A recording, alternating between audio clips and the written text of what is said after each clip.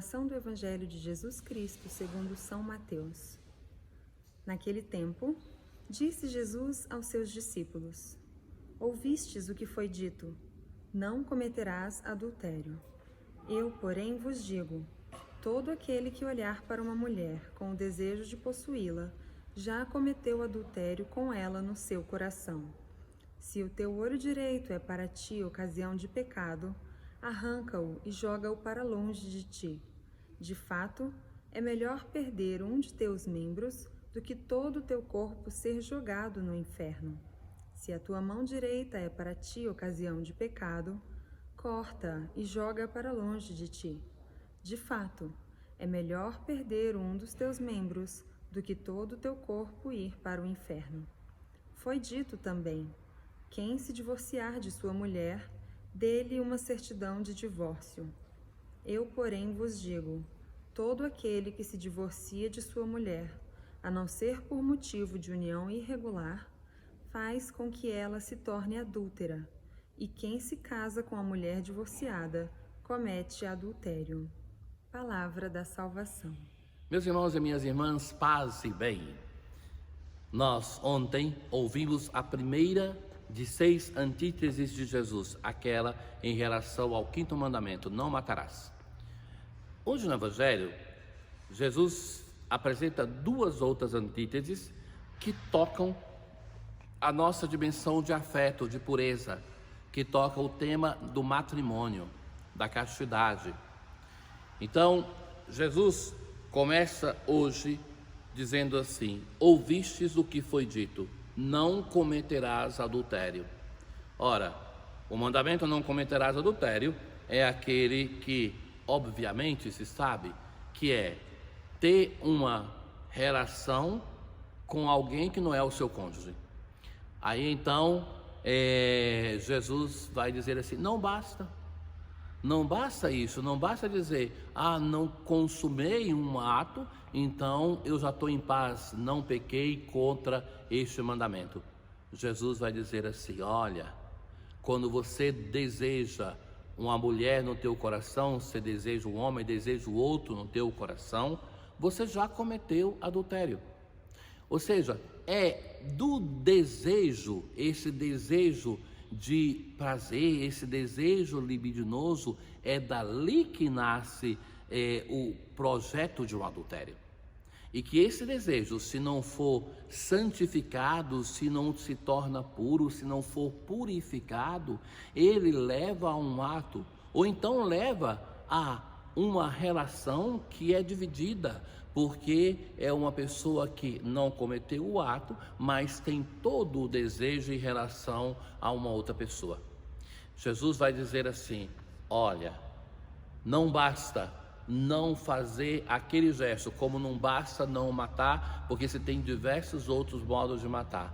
Não basta não cometer o ato de adultério, mas você tem diversos outros pequenos atos que são pequenos adultérios que se cometem na vida e que com isso nós devemos estar atentos. Certo, caríssimos, que nenhum grande pecado, os pecados mortais, eles não aparecem na nossa vida de um momento ao outro, mas são alimentados com pequenos pecados que vão consolidando o projeto de um pecado cada vez maior. Então, o tema aqui é a pureza. São Francisco, quando canta o Cântico das Criaturas, ele chama a irmã água de humilde e casta. Então, a castidade da água é esta pureza, que ela é boa quando é simples, quando é só ela, quando é pura, quando não tem nenhuma mistura.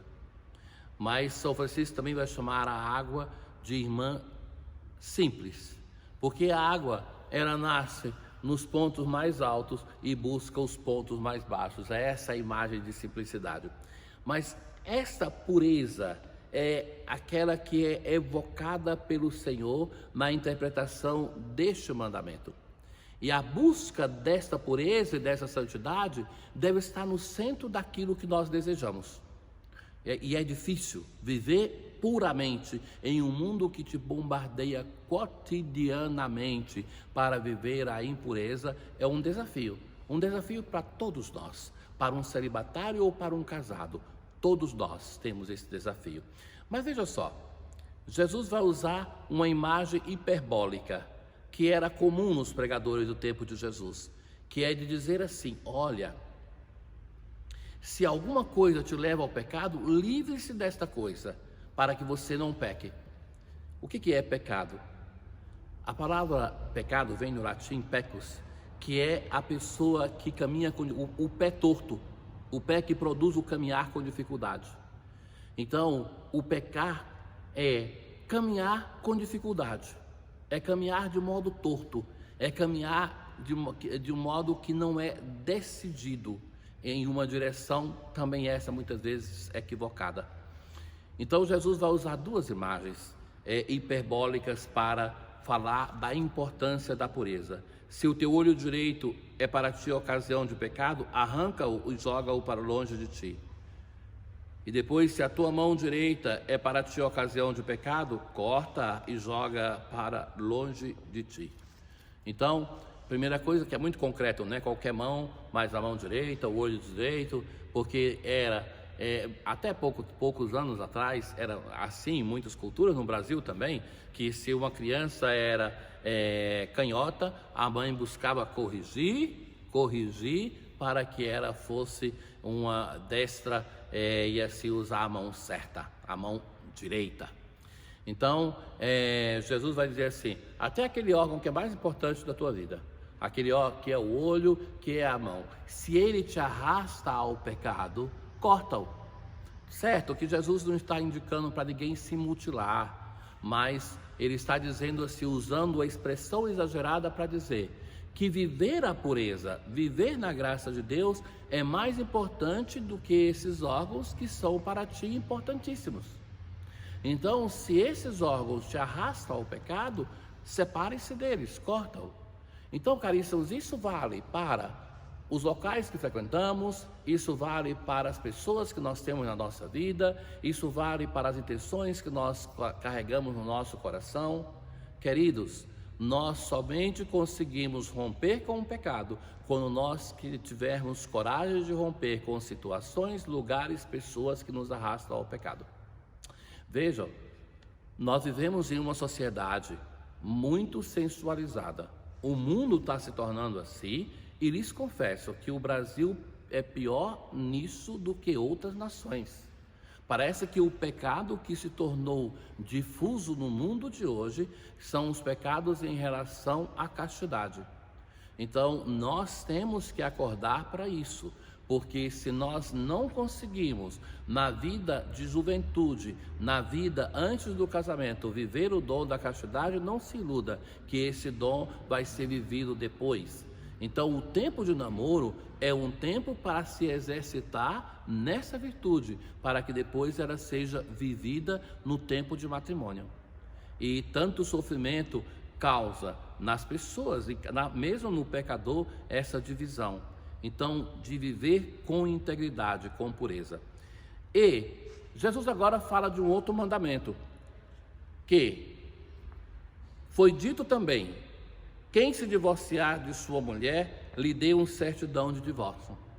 Então, a preocupação desse que foi dito é que se divorcia e se dê um documento de divórcio. Era importante isso, meus caros, porque os homens faziam o quê?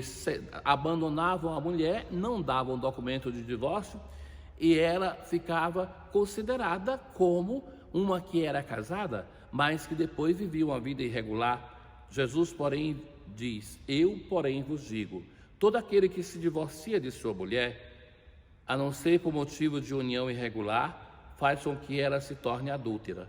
E quem se casa com a mulher divorciada comete adultério. Então Jesus vai dizer assim: não é uma questão de dar o documento, mas que a união matrimonial é uma união por toda a vida. E isso ainda mais sério Jesus vai falar no discurso dentro do Evangelho de Mateus ou do Evangelho de Marcos, onde vai falar do matrimônio como uma união por toda a vida. Caríssimos, continuemos a escutar o Senhor Jesus, que nos chama a descer em profundidade, não ficarmos na superficialidade dos mandamentos, mas descer em profundidade para também termos exames de consciência de melhor qualidade para o sacramento da reconciliação. O Senhor esteja convosco, Ele está no meio de nós. Abençoe-vos o Deus Todo-Poderoso, o Pai, o Filho e o Espírito Santo. Paz.